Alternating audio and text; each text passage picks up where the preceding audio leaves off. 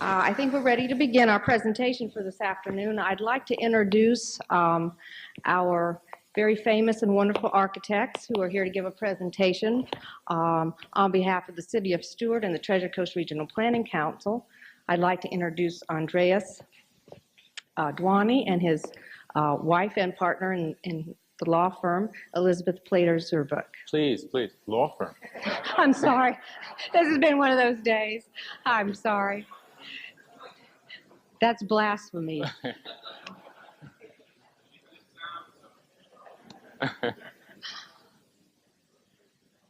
Okay, ready? Oh, okay, ready? Thank you. Those of you, this is a somewhat awkward situation because many of the things that I will say today you've heard before, and last time I seem to have said them pretty well, and I'm not sure I can live up to that, but there are also new people I know, and so we really have to go through it in some detail again.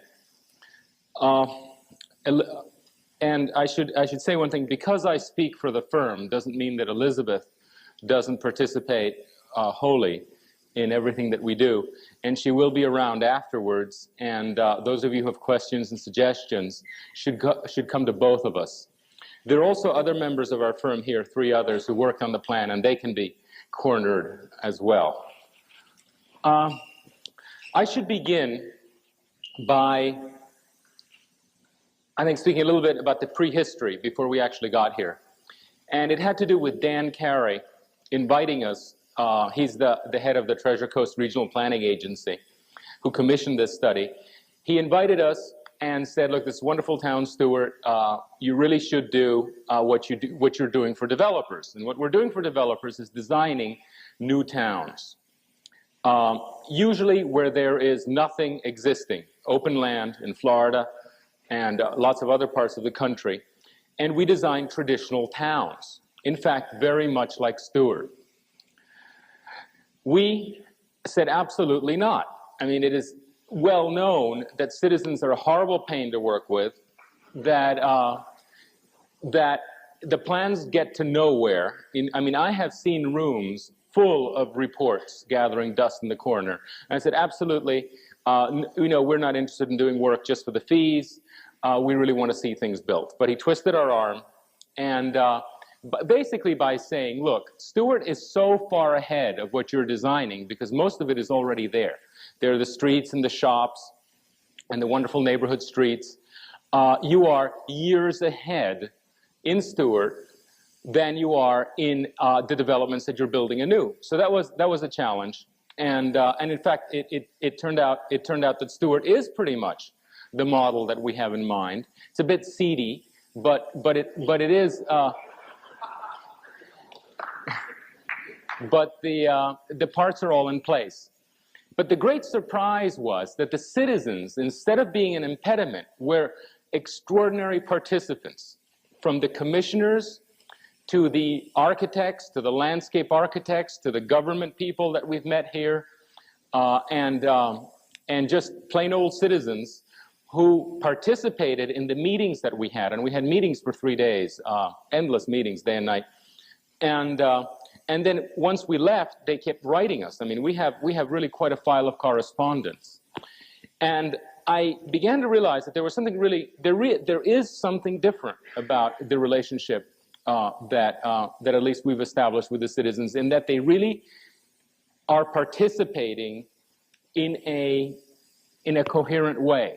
There has been very little of the kind of infighting and political complexities that usually make these reports lead to nothing. And that has been really exciting. That was exciting while we're here. And then after we left, lo and behold, no sooner were we gone than the courthouse that we had proposed to save was within 3 days or something saved.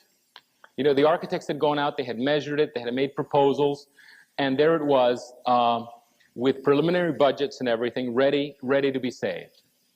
It was really a spectacular performance on your part, and it really spurred us on to really try to do a good job for this final presentation, because it seemed that it might really work.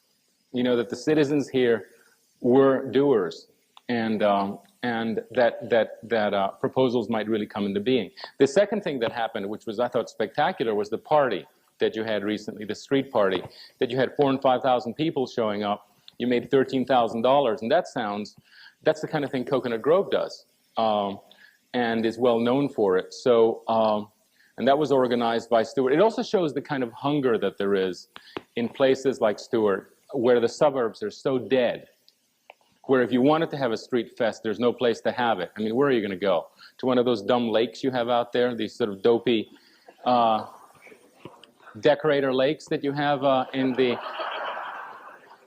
developments. There really is no place to have a party, even if you threw one. Which reminds me of I had a teacher, Charles Moore, who said any decent town has to pass the South American Revolution test. And that test is that when the revolution is called, when you hear that the revolution is on, you know exactly where to go to participate. And in Stuart, I think you have a place where you all know where to come for the revolution. Everyone else has to watch their television set to see where it's happening. And I think that's a good test. You have a place here that has some weight, and that's what we're working with. There's a lot here already. Next slide. This is Stuart in its basically in its founding days, the good old days, in the feeling of some.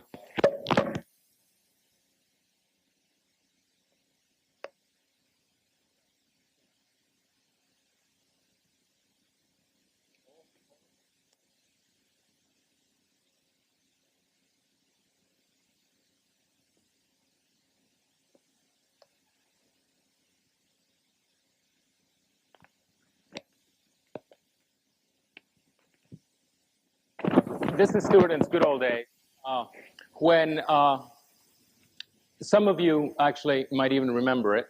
It wasn't too long ago when the town was intact as it was in the 20s. We spoke to some commissioners here, and we asked them, when did downtown Stuart first start going downhill? And the answer was remarkable. They said, when the post office moved out. And that was in the early 70s, I believe. And it's a very interesting phenomenon, how small events like the moving out of the post office actually presaged the decline of the downtown. That post office was like an anchor store. It's like having a Burdines. People have to come in to do their post, and at the same time shop and go to the department stores that there used to be here, and so forth. And of course, when that happened, it is a very plausible explanation for its decline. I thought the answer would be when the mall got built, but actually that was later. And one of the things that we're proposing is that these elements that have disappeared, the post office, the libraries, and so forth, should be brought back. Stuart with its two bridges there, I think that's the railroad bridge and maybe a car bridge. Next slide.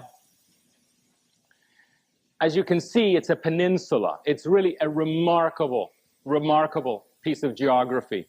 That must be why the settlers came here. It's a very special place in Florida. And what is remarkable is not so much that it's a peninsula, but how few people know that it's a peninsula. It has been obliterated by basically the building of the highways, the way that the highways were built, and also the way that the edge has been misused. I have driven many times through Stuart and not had the least inkling that anything was special. I had to be brought here, and I was very surprised to see that there was a little bit of a town. And you mustn't forget that, those of you who know Stuart intimately, that most people have no idea. They zoom by Route 1. Route 1 has no character. As it goes through Stuart, it is exactly like Route 1 in any other one of these horrible places that Route 1 goes through.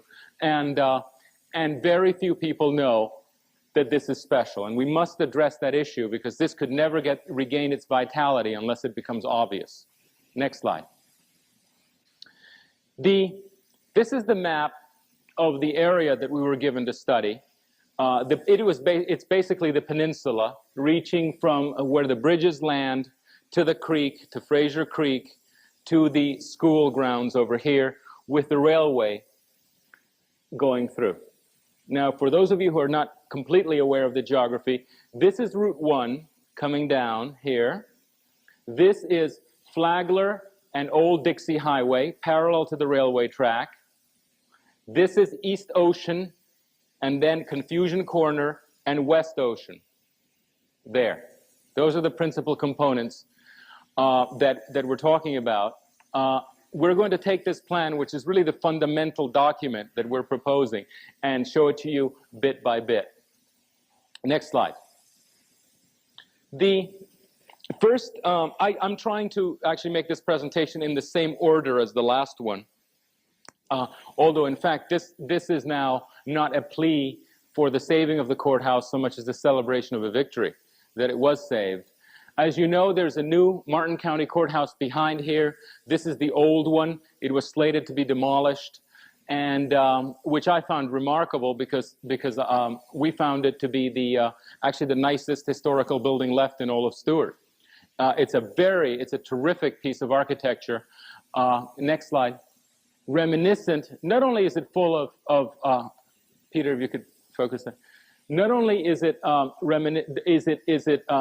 does it have these extraordinary bits of workmanship all over. Next slide. Like this. I mean, it's really fantastic plaster work. If you had this in your house, it would be the best thing in your house. It would be a prized possession. The courthouse is full of these. Next slide. And it is full of these wonderful signs, idealistic attitudes towards justice. Next slide. And law. Next. And one nation, one constitution, one people, and a sword and an eagle and signs of peace and so on. This is a memory of a very idealistic time, which was the 30s, the WPA. The building is not only significant in itself, but it is a memory of this wonderful time. You only have one building of this type. It is the kind of vigor that this town needs again. In fact, if it is going to rebuild itself, and the victory over the wrecking ball, I think, is really the first act of something that I'm getting to believe is really going to happen here. And it couldn't be a better building because it's a building full of ideals, as you can see from these symbols. Next slide. Look at this. Just really excellent, excellent workmanship. There's more architecture, in fact, in a corner of this building than in half the new courthouse. And I'm not just talking about quality, I'm talking about quantity. There's so little going on. That courthouse, the new one, is going to be a comfortable building, and it has good air conditioning and big rooms. But as far as a place where human beings took care to design and to make, this courthouse has it beat in about a 50th the size. The great thing about this is that not only are there, we had suggested that this become the headquarters for an arts council, which I know you have. And I thought that would be very poetic because it would be an antidote to all the lawyers nearby. Just a great balance, this little beautiful building, you know, forming a wing with this enormous one full of lawyers and criminals and so forth.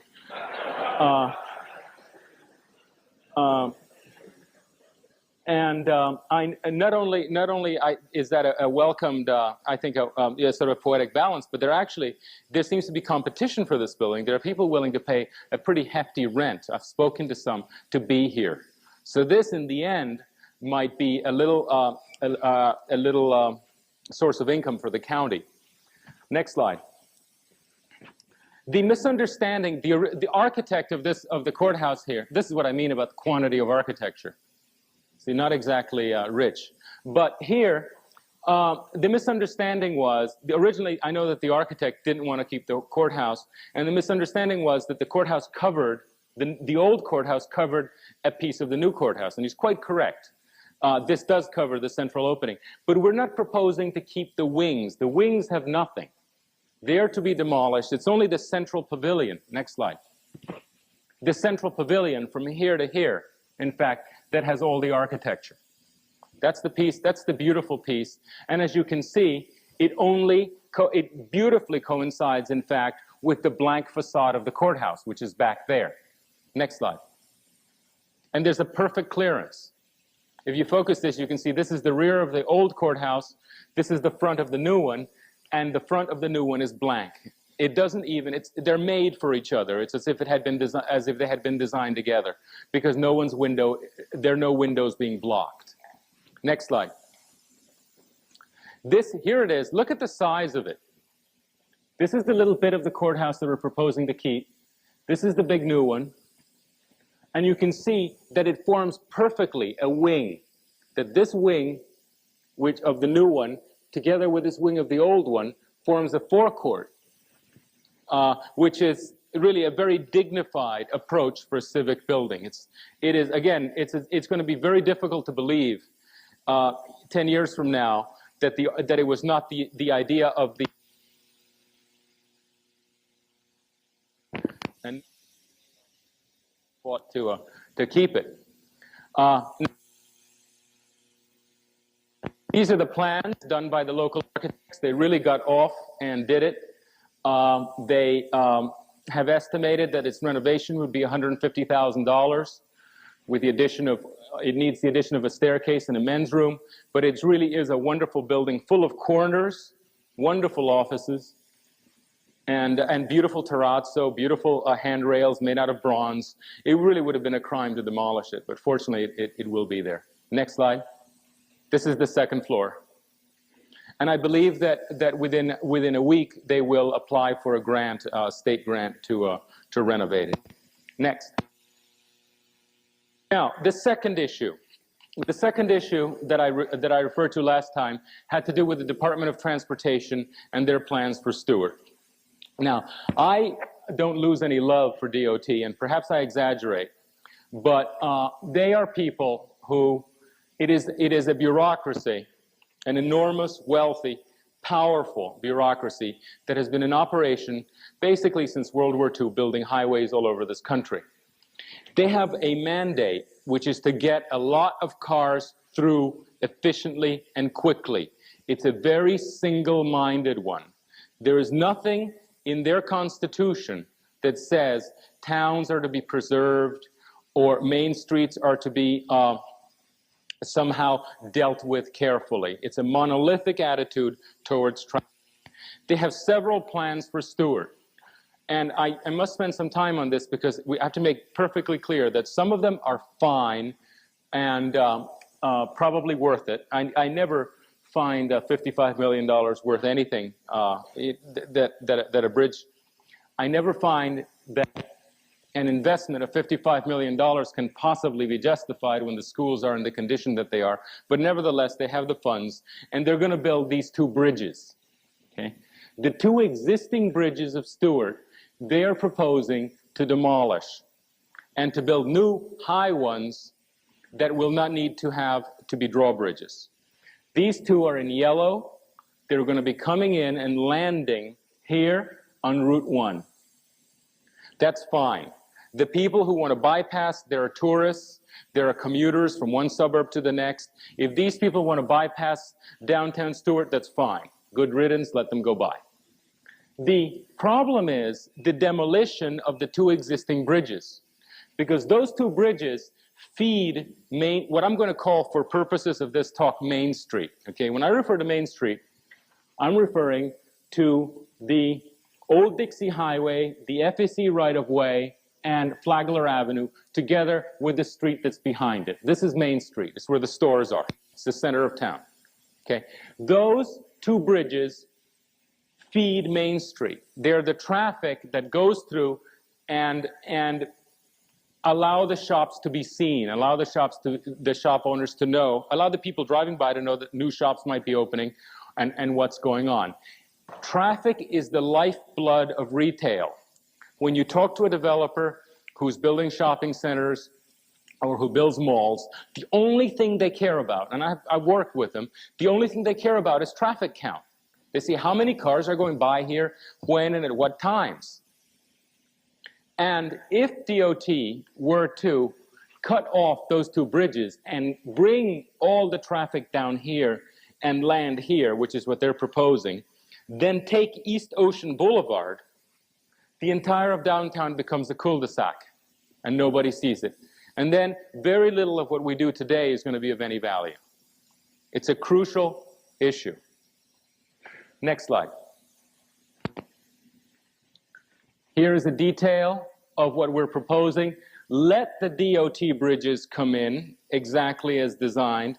Let them land here, but renovate the Roosevelt Bridge or the one next to it so that it comes in pretty much as it does now and resolves itself here on Main Street into 2 lanes of traffic. This is the kind of traffic that you want. It's not the commuters zooming past or the tourists zooming past. It's the people who know what they're doing on their way to the beaches. These are the people who stop and shop. We proposed this to DOT. They were astonished that we could do such a thing because actually they were looking for 2 additional lanes somewhere. And in their studies, they were looking up and down the St. Lucie River for another crossing. And they had never looked underneath their own bridge to find one. It was actually, I think it was, I was just amazed that they hadn't thought of it, but they have arguments against it, none of which really hold very much water.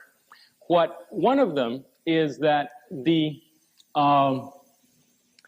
will cost, well, they say, well, there's no way we're going to keep the existing bridges. They cost more than building a new one. And as you know, the new ones the new one has to be an elevated bridge again because they don't build drawbridges anymore. And they say that it will cost less. And I find that absolutely astonishing. Next slide. This is somewhat out of sequence. This is the existing grid of downtown Stuart with the new bridge coming in and feeding Main Street.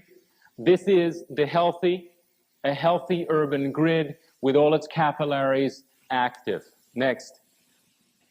This is what they're proposing, which is the bridge landing here, the first crossing being East Ocean, and therefore the entire of the downtown becoming a cul-de-sac and slowly withering. That's really what would happen. The commerce would not work. Next. This is the downtown, the current image. Perfectly, it's down on the paint. But really, it's a wonderful downtown. Given what we designed new, we would be proud to have designed a downtown like this. I mean, it's great buildings and a great street. Next slide. This is what it would look like under our proposal. As you can see, at the top of the slide is the bridge, either the existing bridge or the new bridge coming in. The 2 streets would be twinned. Traffic would go down one and down another so that they both would get equal amounts of traffic. As you know, there's almost no traffic on Flagler now, which means that these shops here really don't have as much of a chance as these. The landscaping that we're proposing in the center to obliterate basically the railway track. You're very fortunate here that the railway track is at grade. Often railways are elevated on little mounds, and then there is nothing that you can do about them. At Stuart, it's on grade, which means that landscaping can eliminate it from view. And unless the train is there, you really don't know that it's a railroad right-of-way. In fact, those of you who know Winter Park near Orlando, it's a wonderful town. It's the finest town in the area. It has the highest real estate values, and it has a beautiful green in the center. And that green has a railway going through it. The tracks are there, the station is there. But because a big deal hasn't been made of the railway, in fact, nothing has been made of the railway, it's landscape. No one knows that it's there, or very few people. We're proposing something very similar. It can be done with low planting, royal palms, and shade trees on this side. But that's the basic attitude, and I'm going to speak about this in some detail, but this is the idea of the Parkway of Stuart, something which has always been once the station closed, which was, again, the source of life there, the railway was nothing but a blight. But having this open area in the middle of town, so that your town center reads from here to here, from Dixie to Flagler, from Old Dixie to Flagler, means that you have a linear square, potentially larger and more elegant than that of Winter Park.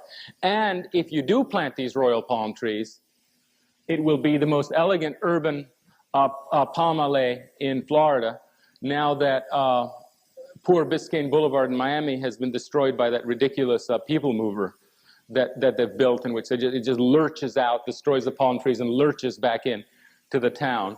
You really stand a good chance of really having a great tropical street like this. Next.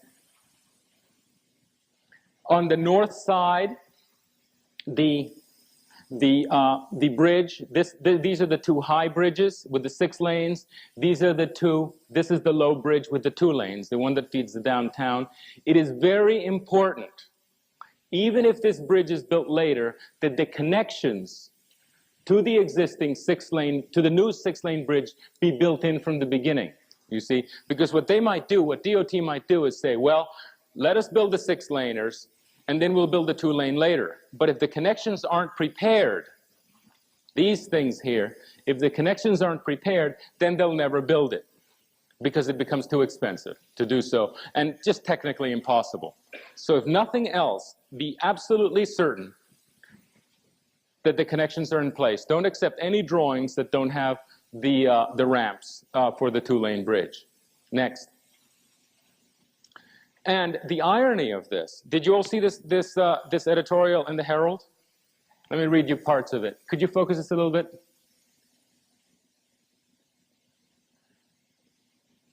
Costly repairs undertaken on Florida Keys bridges that are barely 6 years old. Okay? Remember DOT saying, well, it's too costly, our bridges are better. Their bridges are 6 years old and have to be rebuilt. Your bridges are 40 years old, the existing bridges, and they're still there. So they're really people to be suspicious of.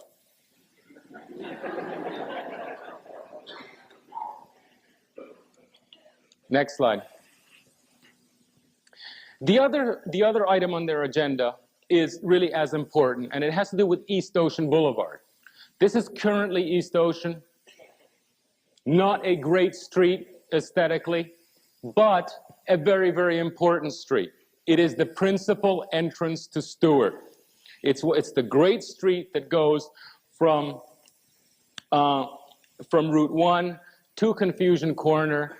It is potentially, as you will see later, it can potentially be an arcaded street. The important thing about it is that on one side is the Fraser neighborhood, and on the other side is the Potsdam neighborhood. And both of these neighborhoods are the ones most likely to become residential neighborhoods feeding the downtown. If you're going to have a complete traditional town, you need places of work, places of shopping, and places of living. And ideally, if you're not going to choke in traffic, you need to be able to walk from one to the other. That's the beauty of small town living, that you can have a family that owns only one car, because basically members of that family can do their daily needs while walking. If this street is DOT'd, which is to say if it's widened and the cars are removed and so forth, it becomes a terrible uncrossable street. In fact, it becomes like Colorado has become. Colorado Avenue has already been widened, its parking has been removed, and it's a very unpleasant street. And the redesign of this street would in fact cut off the Fraser neighborhood from the revitalized downtown, and people would be very unlikely to walk and cross it. It's already wide enough. You don't need cars speeding down here, scaring the pedestrians on the sidewalk. Next. Then the other plan they have is Confusion Corner. They actually want to clean it up. Now, if there has been one remarkable set of advice that we've received both from letters and people speaking to us personally, is to leave Confusion Corner alone. You know, people, this is probably the best known postcard in Stuart. It's certainly the only one I owned before I was called here to do some work. It is, and actually that's a sign of something that's not altogether good.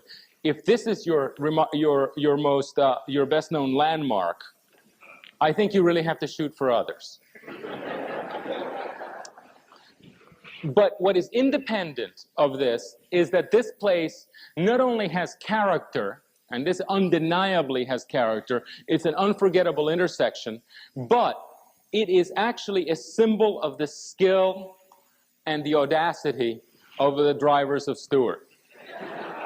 It is 20th in number of accidents of all the intersections in Stuart. It is 20th down the line. Okay, which is to say people are doing very, very well with it. Now, what the DOT proposes to do is to cut off 2 branches of Old Dixie like this and just make it a 4-lane intersection, a 4-square intersection of the completely normal, dull type. It would completely obliterate its character, but also it would leave these 2 horrible stumps like that. It's like amputating your street grid. Here you are at the center of town where many things are happening, where the courthouse is going to feed people to the commerce, where you are really arguably, this is the most important intersection in Stuart, and you have stumps here and highway engineering. Look at this. Look at how they're proposing to widen the street here, cutting into blocks, when really what you need is to neck down the streets like that. Look at what's happening over here. All highway engineering, right? So everybody can speed at a terrific rate at the expense of the pedestrian. And what has to be understood here is that for any city to have a pedestrian life, the streets have to be in balance. People have to be able to cross, and cars have to be able to move. But if cars are given precedence, then people don't cross. It has to be a balance. And for people to feel comfortable, cars have to go slowly. So all of these efforts that are made here to speed the flow of traffic are negative in terms of the pedestrian life that should occur here, especially from the Fraser neighborhood through the Potsdam neighborhood into the downtown. Next. This is what we're proposing, a good old ancient method of a roundabout in which all streets come in, we're not amputating anything, and everybody turns around and goes in one direction like that. Okay? It basically I think it will clarify the traffic direction, it will make it easier than it is now, and above all, it will make it a better looking place, a more memorable place, worthier of Stuart. It's an ancient device. The Romans had it. The French have had it. It is not something that appears at all in the DOT catalogs, in the DOT manuals, except with a big X through it, like don't do it. But it is, in fact, the only way to resolve this number of streets coming to one point. The intensity that occurs here. In France, for example, or Washington, this would be the place with the best cafes. This would be the prime real estate because, of course, more people are going by it. And to destroy that bit of intensity, I think would be a tragedy. And this is a perfectly workable plan that perhaps can be implemented. Next. Remember last time, one of your landscape architects here did this drawing very quickly of a sailfish, which is the mascot or the symbol of Stuart, and that would be an appropriate place to have it. Could you go back, please, Peter? This is a place that I thought I was wrong. I thought this had a memorial on it. Today I looked at it, it only had a garbage can, which I mistook for a memorial. It's a beautifully placed garbage can, which is what misled me. But that might be an excellent place for a sculpture like that one. Next slide. Next slide. However, could you focus this? I have to read it. If you do succeed, this is a monument that we designed and we propose to give as a gift to Stuart. It reads as following. Stuart, Confusion Corner. In this place, the citizens of Stuart defeated the Department of Transportation.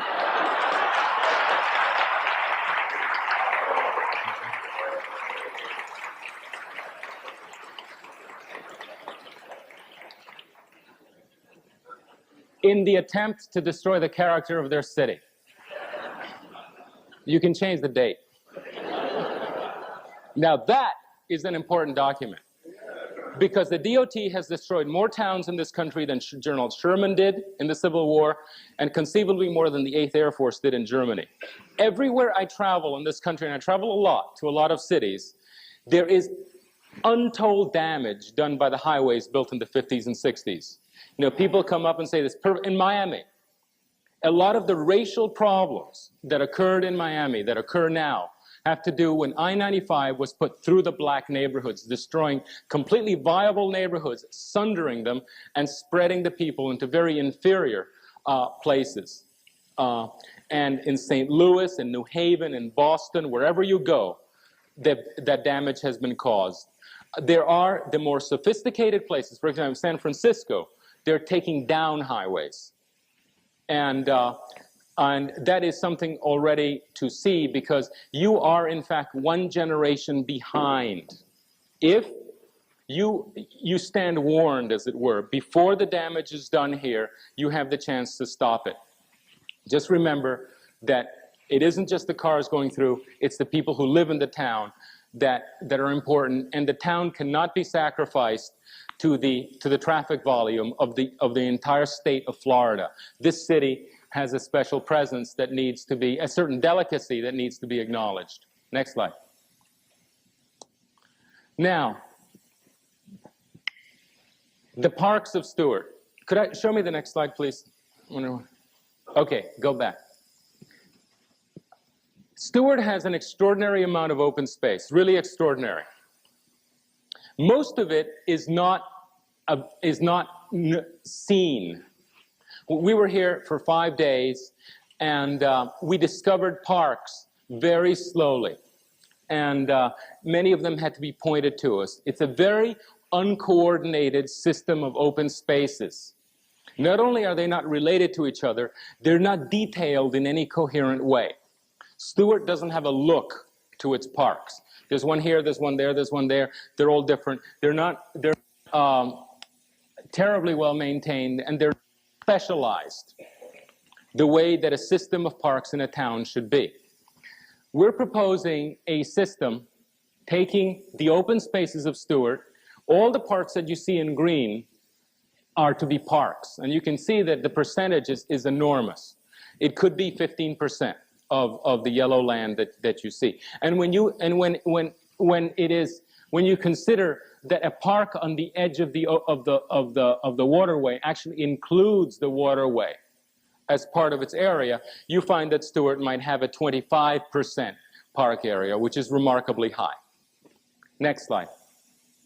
We've taken the parks and organized them along two systems, one of which we call the green necklace, and it includes the existing parks on the peninsula, an additional park, I forget the name of this park, Shepherd's Park here at the entrance to the river, of Fraser Creek, and a walkway in Fraser Creek, so that Stuart actually will become surrounded by park, as it were, because although this boardwalk might be very thin, it includes the river as part of its realm.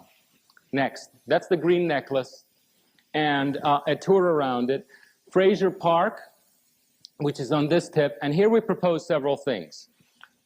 Here it is as a whole, just to orient you.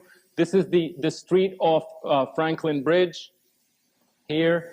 This is Flagler Street ending, the existing open area.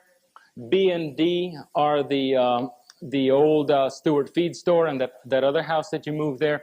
And over here is the 6 lanes of new highway coming in, and over here the new, what we call New Park, which will be where Charlie's Restaurant is demolished by the DOT. Next. Now, in some detail, there's a piece of land at the very tip that you do not own. It's privately held. It is much too important a piece to be privately held forever. At some point, there should be a kitty put away, and ultimately Stuart should buy it, because it terminates, this site here, Site B, terminates the main street, and it is really the site for a magnificent building. This is where the meeting hall should take place. A meeting like this in the future should take place here, in a special place. It is completely visible from the highways. It's perfectly placed to make Stuart known. You know, as you come down from the high bridges, what you will see is this very special building at this point. And everywhere else that you are on Main Street, that building can terminate the vista. Now moving down, next slide. Moving down, this is called Youth Center Park. We're proposing taking the existing grove of palm trees, which is here, and building a lightly paved road around it to make it into a square or into a green, which is to say, to make it a special place where cars can pull up and some cars can park, not too many, around it so that the park becomes used. This is in the tradition of the town green, very much like Winter Park in Orlando. What it does is it takes flagler, which up to this point is hermetically sealed from the water by buildings, and then suddenly opens it up into the river in a very dramatic way. To make a park used, you need buildings around it, because people need to hang out, they need to have things to do at the edge, they need to drink, they need to eat, and so forth. And we're proposing that buildings, additional buildings, be moved in time, and placed here, and preferably to make restaurants, perhaps a ship store, so that the park becomes activated. There's nothing better for an open space than having food at its edge. That really brings people. And on the other side, we reserve 2 sites for the youth center, the new youth center, which might be built in 2 pieces, the first stage and a second stage. And what it will generate, the reason we split it is, first of all, so you can build it in 2 stages as you get money. Secondly, to leave the view open down the peninsula. But thirdly, to have buildings that are pavilion-like and not too big a bulk on this park.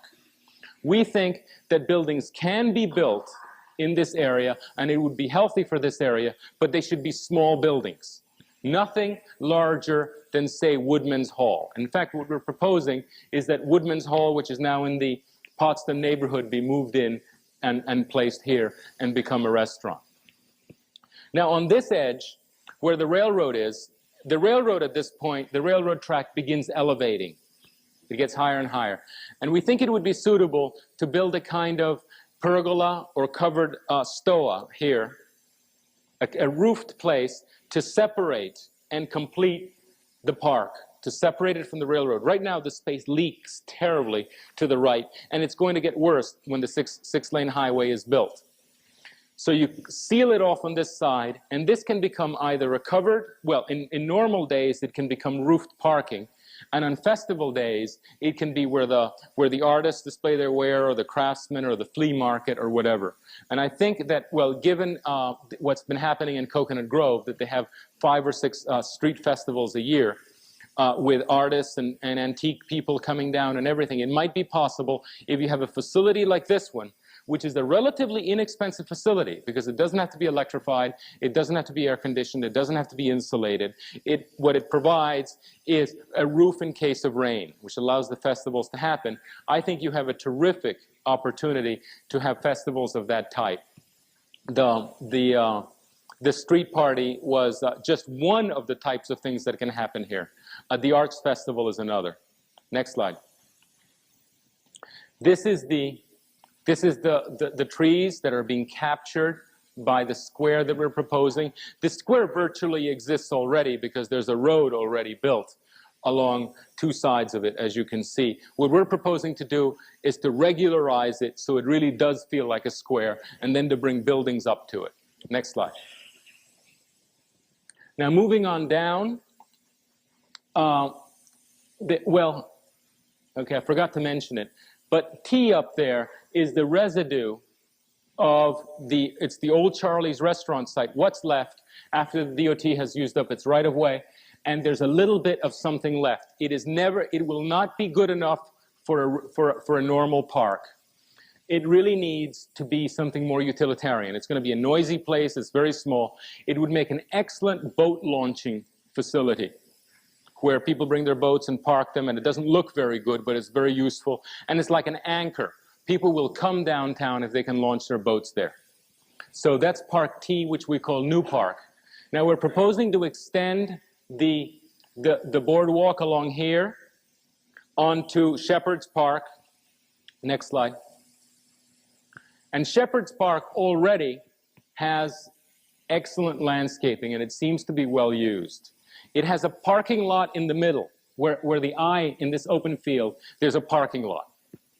At first we said, obviously, let's remove the parking lot and return the park to a park. Why have a parking lot in the middle? And then we realized that it was very convenient for people to drive up, get very near to the coast, park, and have a picnic. You see that if we, in fact, made the parking lot retreat to the edge, fewer people might use it. So what we're proposing is the removal of the conventional asphaltic parking lot, which is in the middle, and putting a road here, which is here in white. And it's the kind of road that is basically unpaved. It's a road subgrade. It's not black. It doesn't gather heat. And when cars, and you park on the shoulder, in other words, cars can come in, they can park on the shoulder. When the cars aren't there, it looks like a path. It only needs to be 8 feet wide. When the cars are there, okay, you can park. But it's not the present condition, which looks like a parking lot whether cars are there or not. It's a more delicate attitude towards the use of the park by automobiles. Now over here you have an old breakwater on the edge, which is a pretty exciting place to walk.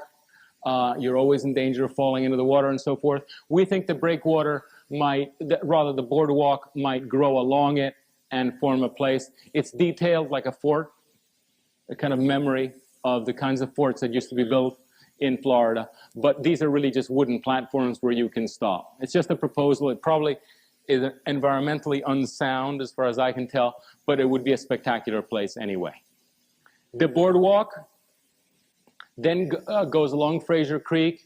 There's an existing parking lot with another boat launching ramp which should be preserved unless it falls into disuse. If the other boat launching ramp in New Park takes all the traffic, then this one can be eliminated and the site can become something else. But for the time being, it should probably remain. Next slide. Here it is. Here's the boardwalk out in Fraser Creek, the boat launching ramp. There's a horrible little building here, which is where we worked, which was definitely on its last legs. Everything was dying, the plumbing, the air conditioning, everything. That should go, but this site should be reserved. It's a special site. It's a remarkable site where Fraser Creek crosses Route 1. It should remain a civic site. Don't sell it. The boardwalk continues along Fraser Creek, and all the various developers that, as they rebuild their lots on Fraser Creek, should be made to continue that boardwalk on a standard pattern, so that eventually you can start on Colorado next to City Hall, walk all the way around the peninsula, underneath the 2 new bridges, come down here, past Shepherd's Park, into Fraser Creek, underneath, and end up in Colorado again, circumnavigating the entire peninsula, and again, recovering that lost geography. Next slide. The second system of parks is the green spine, which goes through the center of downtown Stuart in a necklace of parks. Next slide. And basically it runs along this place. Now this is a pretty horrible place, considering that it's your main street. But it's a terrific opportunity to have something this wide and potentially green in the middle of your town. Next slide. We spoke about this earlier. This is the beginning of the green necklace. The green spine actually begins. It shares Youth Center Park. Its first event, could this be focused a little bit better? Right.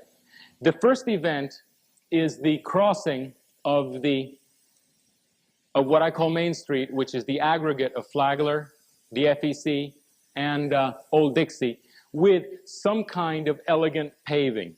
You cannot have a city hall like you do now that faces nothing, that just faces a bunch of undistinguished, first a parking lot, then some undifferentiated asphalt, then a weedy right-of-way, and then ends in a bar on the other side.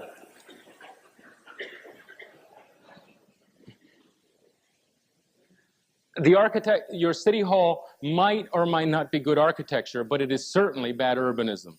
It needs a special site. I was looking at it today next to, Huckleberry's restaurant? And they're not even equals. Huckleberry is more spectacular, is the more spectacular of the two. The city hall needs urbanistic reinforcement, as all wonderful city halls in wonderful cities have. So this paving going across, by the way, you can park on this paving. It's just that when cars aren't there, it doesn't look like a parking lot. That's the secret. The plazas of Europe, in fact, are parking lots, but when the cars are gone, they're plazas. And that's what we're after here. The site opposite should be retained. The bar should go at some point. It's a wonderful bar, but it should go. And this should be reserved for civic building. The ideal use would be the library, which I understand has outgrown itself, and it would act like an anchor.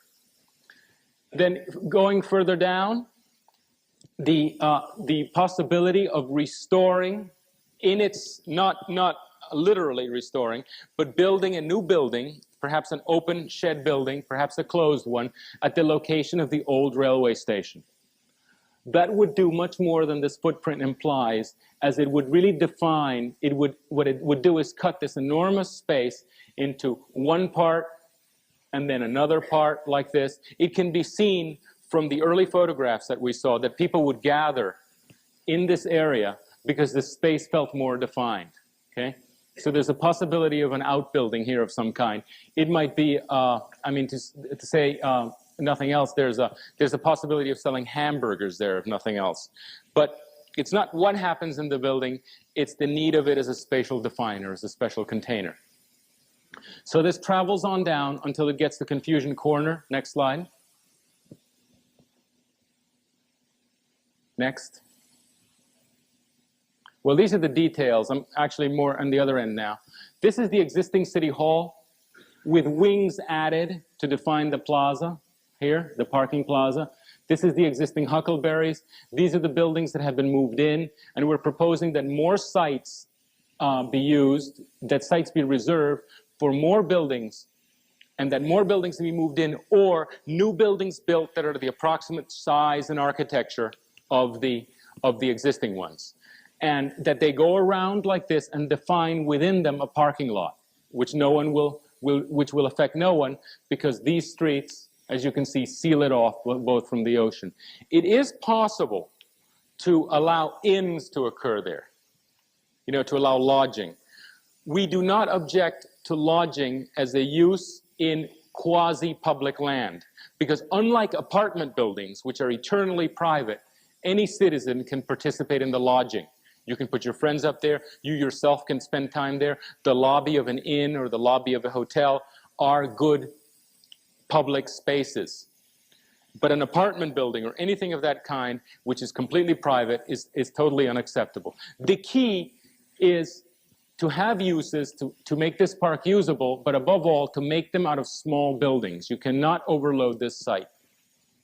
An 8-room bed and breakfast inn would be a wonderful place to put guests up and to have small conferences. Next. This is the size of the building that should be built there. This, by the way, should be moved there as soon as you have the funds. But in general, buildings should not be bigger than that one. Next. I spoke already about this, the relationship of the library to the city hall. This site being essentially left green as a civic site. Next. This is the opposite. This is what's opposite the city hall, which I think is worthy of recording. Photograph it before you demolish it, because it's a part of Stuart. I mean, there was a time in Stuart, or there is a time, or there was a time, when this kind of thing happened in front of City Hall. And I hope that someday it will be an amazing story to tell, that there was a bar like that in front of City Hall. Next. Then Confusion Corner, which I spoke about already. The royal palms come in. Confusion Corner is left in its splendor.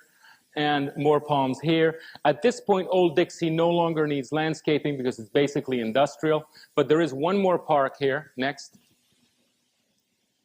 with some kind of blood bank, I think, but it's a wonderful old building, and it's a nice open area. Currently, there's some ambiguity as to the tip of the park. It seems to be in private use, but we can't see it in the plats that we found. But nevertheless, at some point, the entire park should be recovered for the city. Next. Okay, then moving on down, there you see Confusion Corner up in the upper left-hand corner. This is the park that we just saw. Now moving on down East Ocean Boulevard, this is the courthouse there and there, the little red square of the historic courthouse. And I'm going to show you a sequence of parks from left to right that include most of which are new, some of which are new, and some of them are extracted from the existing open space system. What I'd like you to see is that the parking essentially is to the rear, that the people who use the courthouse are in fact, the parking is not in front, it's not in East Ocean Boulevard, destroying it as a wonderful place to walk or as a wonderful looking place. People who go to the courthouse do not do it on a whim like shoppers. You don't need parking in front. People have to go there. They either work or they're made to go, and the parking can be in the back, like this. There's no reason to destroy that space. Now, the current plan has the parking lot in front. If that were to happen, all the people who work in that courthouse would be much less likely to walk to the downtown for lunch and so forth. Firstly, because their car would be right there waiting for them. The first thing you do when your car's in front is use it. Secondly, the parking lot was rather miserable to cross. So by removing it, there is a likelihood that the many people who work at the courthouse will in fact walk to the downtown commerce and use it there. Next slide. Okay, the first park, here's East Ocean Boulevard.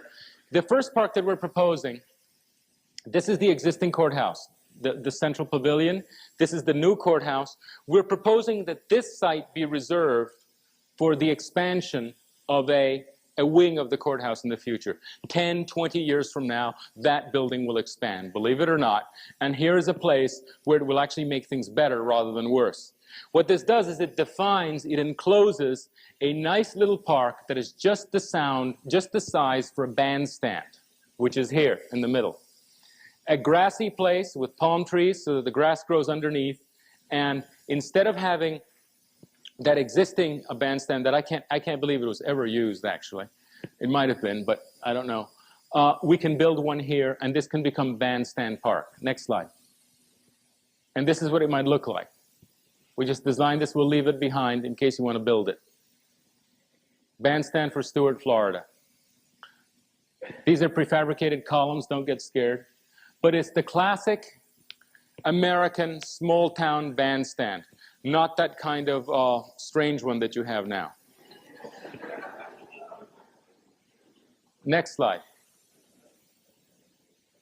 Then the next park is a formal one in front of the courthouse, formed by the existing courthouse as one wing and the new wing of the other courthouse, redesigned.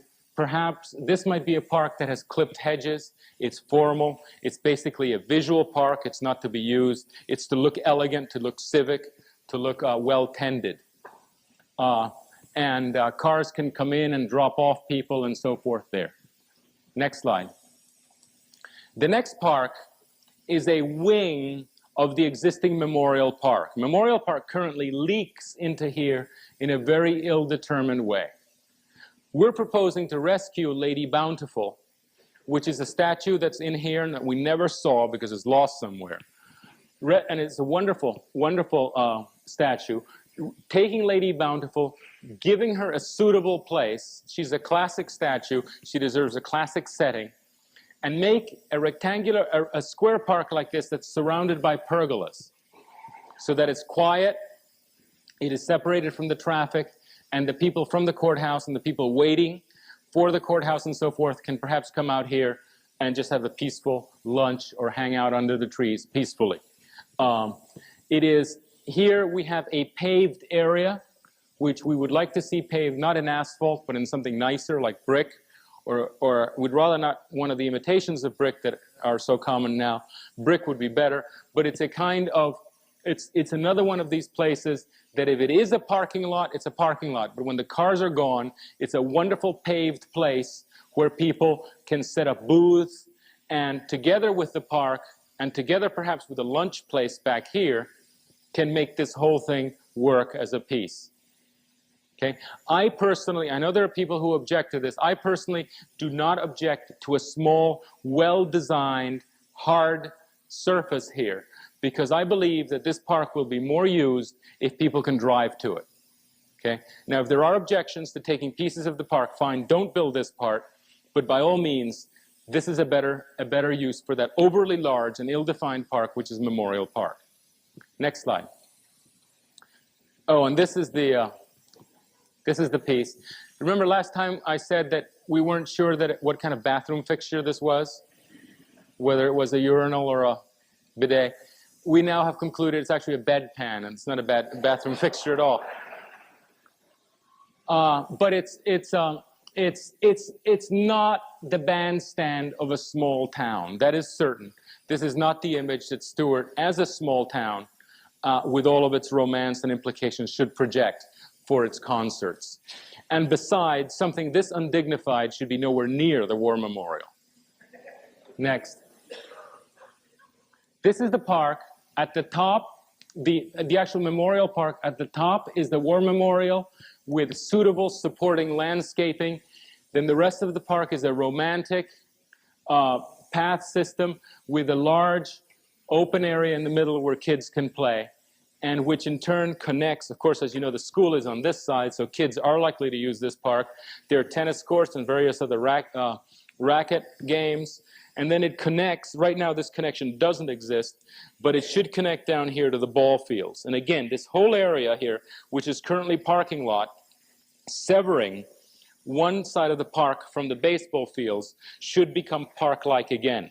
Next slide. Okay, we're looking at this area.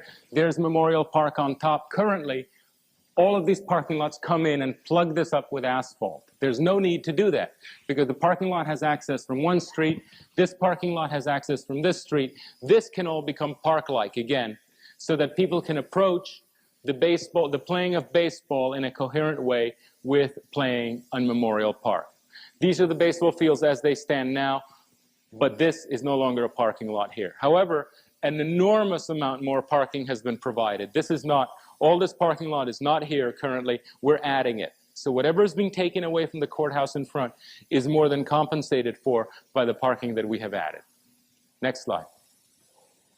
Now, down here, on the other side of the baseball, the geometry of the baseball fields does not require the use of the rest of the block.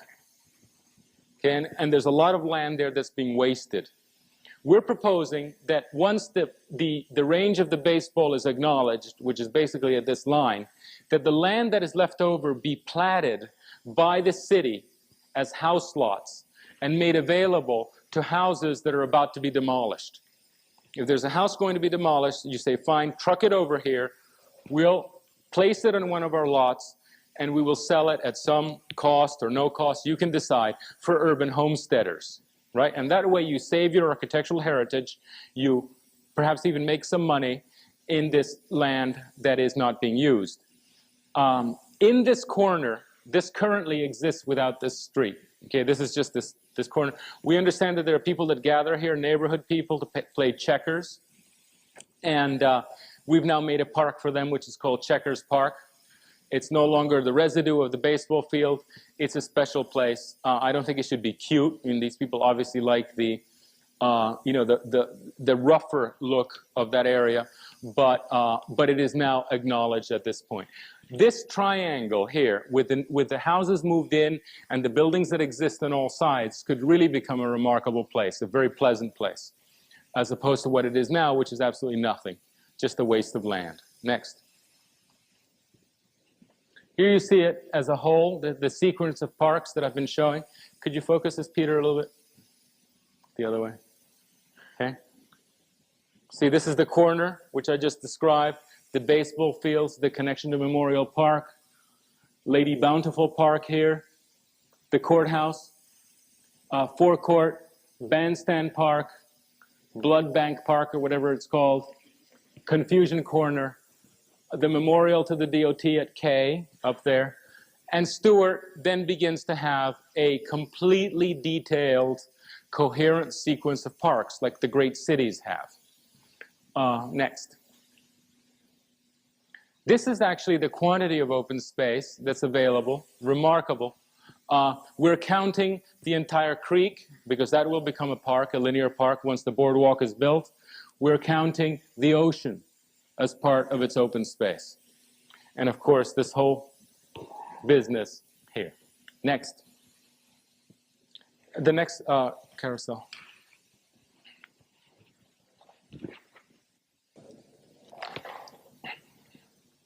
Some slides of Stuart as it exists. There's some pretty miserable stuff that has gone on here in the last 25 years. There's a lot of extremely shoddy, bad detailing, bad materials, the kind of thing that salesmen come up and say, look, you know, what you really need here is an aluminum fascia, or with steel nails. Don't worry about rust-proof nails. And there's an awful lot of that. That happened all over the United States in the 50s. There was an extraordinary low point in architecture at that time. And you have more than your share, I'm afraid. And it gives, behind so many of these shoddy buildings that you see here, are, in fact, not distinguished buildings, but at least decent ones that were unfortunately upgraded by these horrible materials in the 50s. It is necessary. Now, these people haven't gone away. They actually come back again. When your building looks like they come back and sell you some other artificial material that is going to age badly. Next slide. Another slide from Stuart. Next slide. This kind of Texture 111 business. You know, if this were clabbered, it would have also, and it had rained on it this way, real clabbered would have also aged, but it would have aged with dignity. All materials age, but some age, the traditional ones, the brick, the clabbered, the stucco, those age with dignity. The modern ones age without dignity. And it is this kind of sort of fake brick. Next. The steel business. Now, this is not an inexpensive building, and it is not a building that has aged badly. It just has nothing to do with the traditions of a small town. It has to do with some kind of metropolis, a metropolitan attitude somewhere, but it really doesn't fit. There's a kind of a contempt, in fact, for the heritage of this town in buildings like this. Next slide. And then there's this, you know, the horrible workmanship of the 80s, as manifested in this building somewhere in Stuart. It looks like a skin eruption. It is just amazing to me that such a thing can actually be applied to a building when it's a biological aberration. Next slide. What we are doing in order to stop this kind of thing from happening is writing codes. We have written 2 codes for Stuart. One is this one, which is called the Stuart Architectural Regulations. And it is a code that specifically lists those materials and those uses of those materials that are within the tradition of downtown Stuart. We have commentaries on the building walls, the garden walls, commentaries on arcades and porches, roofs and gutters, windows and doors, outbuildings, landscape, and miscellaneous elements. And on these categories, we talk about the materials, the configurations, the operations, and then general comments. This was developed with, we had several meetings with the architects in town. I am given to understand, there were really very large meetings. I'm given to understand that 23 out of the 25 architects of Martin County attended or participated in some way. We worked together to develop a code which fit the architectural heritage of the downtown. In so doing, these architects curtailed their own creativity, and that is extraordinarily rare for architects. That's the first time that I thought that this place might be special. When I met with these architects, and they were actually saying things to discipline, that actually disciplined them as a creative profession, I thought it was a remarkable performance. We did this behind with them, and it's been constantly updated. And I think what you have here is a pretty sophisticated document in which a lot of the architects are comfortable with. And it is one of the two legs of our proposed coding. Next slide. What basically we talk about is the dignified use of stucco. Next. And the use of materials in certain traditional configurations, like roofs like this, rafters like this, trellis like that, clapboard like that, paint like that. Next. And materials like this. These are really the great buildings of Stuart. They're the ones that make the place special. And with this code in place, this is more likely to occur than it does currently. I could have shown you 25 slides, but it's an issue which I think has always found such sympathy, in fact, among the general population, that there's no need to sell it very much. It's only the architects usually who object. And when they're on the side of this, then we're in great shape. Next. Now, the other code is a more complex one and a more important one. And it has to do with your current zoning code. The zoning code that you have in place here is virtually indistinguishable from the code of Miami, Boca, Orlando, LA, any one of 1,000 American cities, all of which are self-destructing. It's a type of code that cares very little about how the streets feel, about the pedestrian, about the mix of uses, all of the things that make small towns. What it cares about is almost exclusively that there be enough parking provided. It does have rules like no higher than 6 stories, and it does have some setbacks, but ultimately, the way your specific code is written, you never actually reach the 6-story height limit because the number of parked cars curtail you before you arrive at that point. We took the existing code in the 2 categories that affect the downtown area that we were given, which is the R3 category and the B1 category. Okay? And then we took the R3 and said, well, if you build on a typical 50-foot lot, what could fit? If you build on a double lot on 100 feet under R3, this is what would fit. And if you build on a triple lot, this is what would fit. And we did the same thing for B1 in a double and a triple lot. What we found was that the buildings that emerged are what in LA are called dingbats. And that is not it might sound like a funny term, but it's not a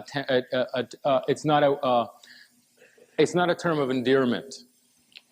They are buildings that are raised above the ground with only parking in the main floor, because every square inch has to be used for parking, because the more parking you build, the more building you can build and the more money you can make. There's this incredible sort of chain that you can't overcome. Unfortunately, this kind of building is disastrous for the pedestrian, because somebody walking down a street like this does nothing but meet car after car after car. Nothing confronts the pedestrian on their itinerary except parking lots. And as a consequence, there's nothing but cars in a city like this. We did this study not to prove that these buildings were awful, but in fact to make sure that our code, by manipulating the number of cars required per square feet of building, allowed you to build at least as much as the current code. Because we knew perfectly well that if our code so much as disallowed one person in Stuart to build as much as is their current right, they'd fight it to the death. So the first thing that you can be sure of is that the new code allows you to build a little more, in fact, and sometimes a lot more than the existing one. Because the key is not how much you build, but is how you meet the street. What kind of a city is being made by your buildings, not the size of the buildings. Washington is a wonderful city, which is essentially 12 stories high. It's incredibly dense. And you can go to cities out there in the suburbs, which in fact have very low density and are completely miserable.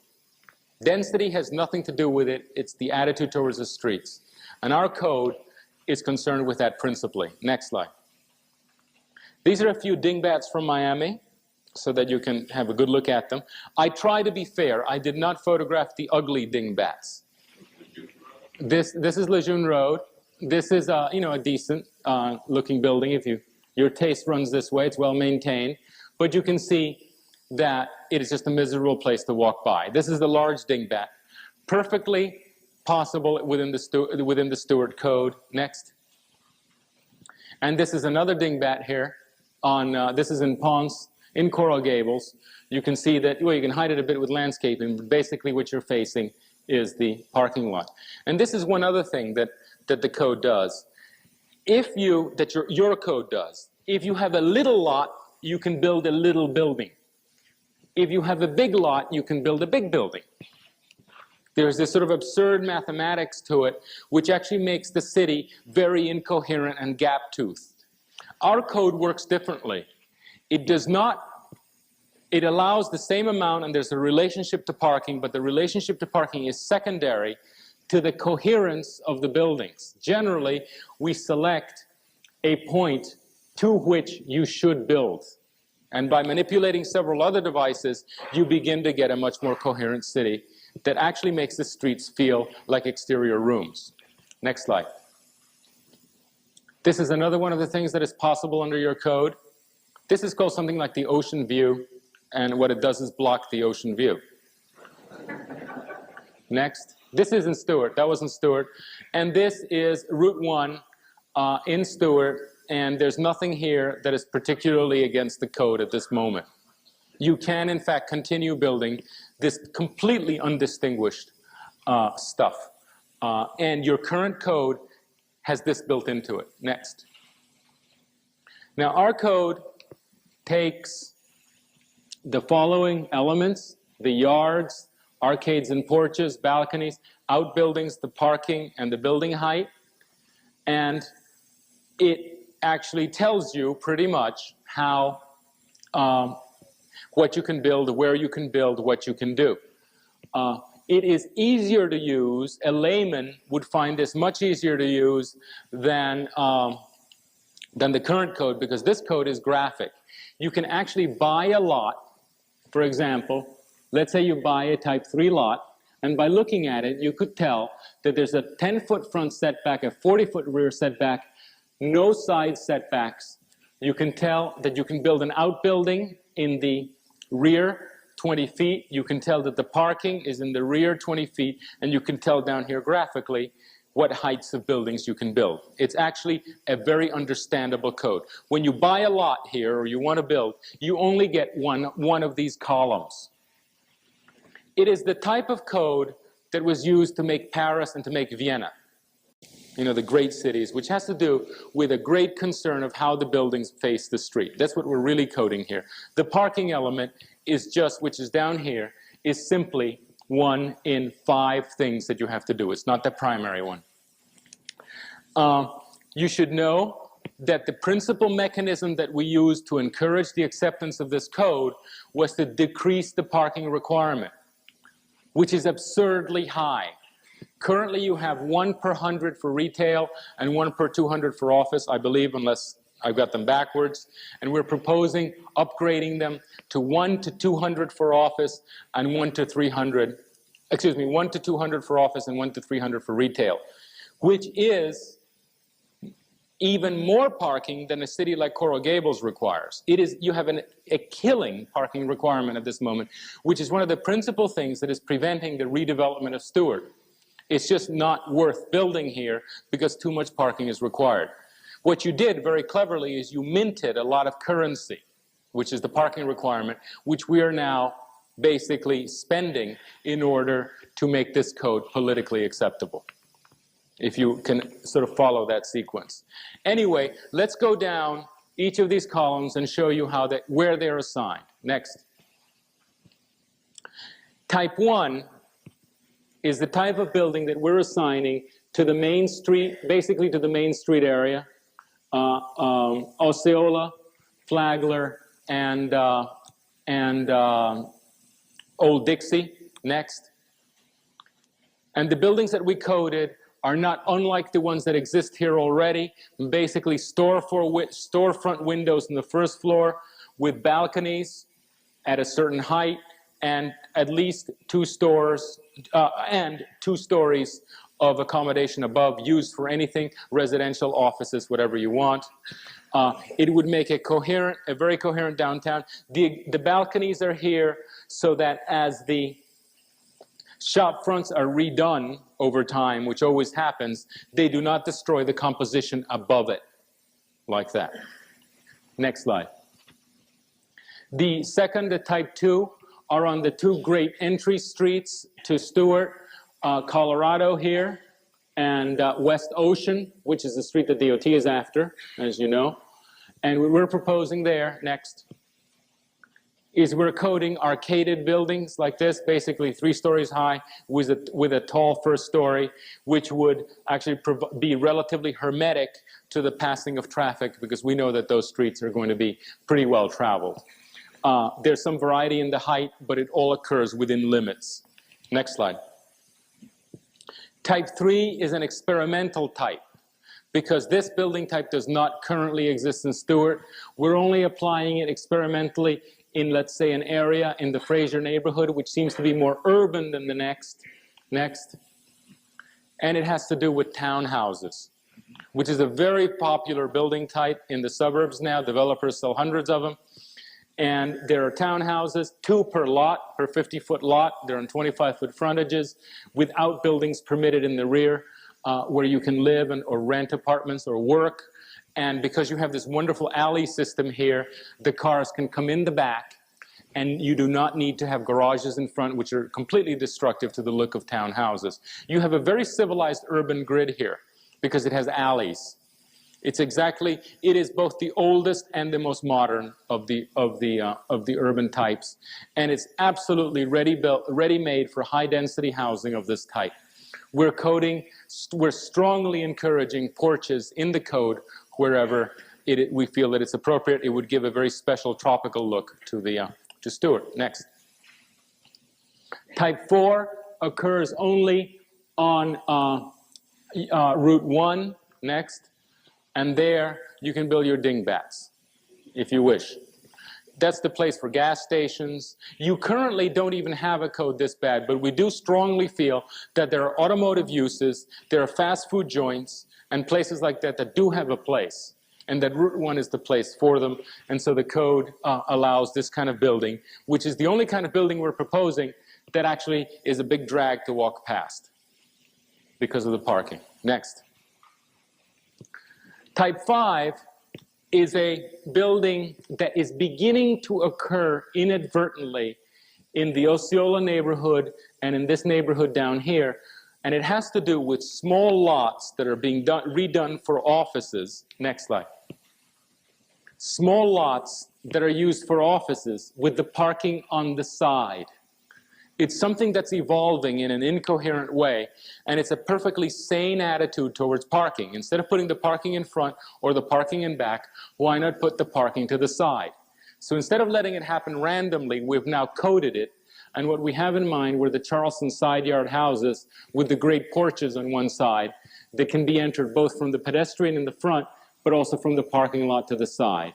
And these buildings, although they're freestanding and interrupted by parking lots, are sufficiently close together that they can form a relatively coherent street wall and be very pleasant to walk by. Next slide. The type 6 is in the Fraser neighborhood. It's a classic old Florida residential neighborhood. Next.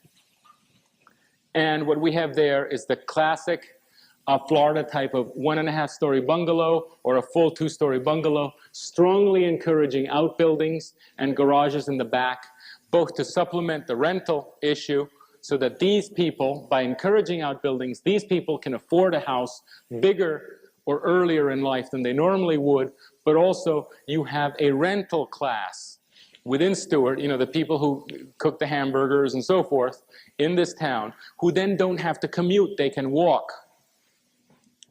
But it's not affordable housing in mass, which is what's destructive. When you build 100 apartments of affordable housing, it turns into a slum. This is affordable housing, which is policed by the principal owner. And as such, it does not constitute any kind of crime or any possibility of a slum emerging. And the reason that it doesn't, the reason, these, by the way, outbuildings are banned everywhere, all over Florida, all over the United States, because it was perceived that if they become rental units and people can build a second house on the lot, well, that will become a slum, because it overcrowds the lot, it overcrowds the parking on the street. What we do is we control the maximum footprint of the outbuilding so that no more than a single person or a couple can live there. It's usually a younger person or a retired person, and it really gives a great variety to the fabric of the town. In fact, in England and in Australia, these are called granny flats, and they're subsidized by the government. It is seen to be the best mechanism to take care of the seniors population. Next. Type 7 are lots that are just too special in shape, like the ones along Fraser Creek or the ones on the shore or the ones up here. Either too special in shape or his future is too unknown for us to have much to say about them as code writers. And we've made those, next, we've made those PUDs. And in fact, there's no drawing corresponding because the designers will come in and negotiate their designs with the City Hall. Type 8 is the Potsdam neighborhood here, which is crucial because it is the neighborhood that connects these people and the Fraser neighborhood into the downtown. It is surrounded on 3 sides by strong uses, and we have a couple of proposals for that. It is platted all wrong. The plats, the way the lots run here, is completely irrational. It was cut by the railway, and the use of the land, the planning of the land was never healed in any kind of rational way, and they're relatively difficult to build on those lots. Next slide. There are 2 things that you can do there. The first one, of course, is just to build with the irrational lots that you have. The other one is to combine lots in a rational way in what we call the plan aggregate development, in which landowners get together within a single block and can begin building buildings of this type. They're relatively high density. They can be, buildings like this can be, if the parking is below, can be as many as 20 units to the acre and looking pretty much like that, but they can be easily 10 units to the acre. It's a profitable building type. It's a very urban building type, just the kind, and it's also relatively hermetic building type. It's railway proof. It's traffic proof.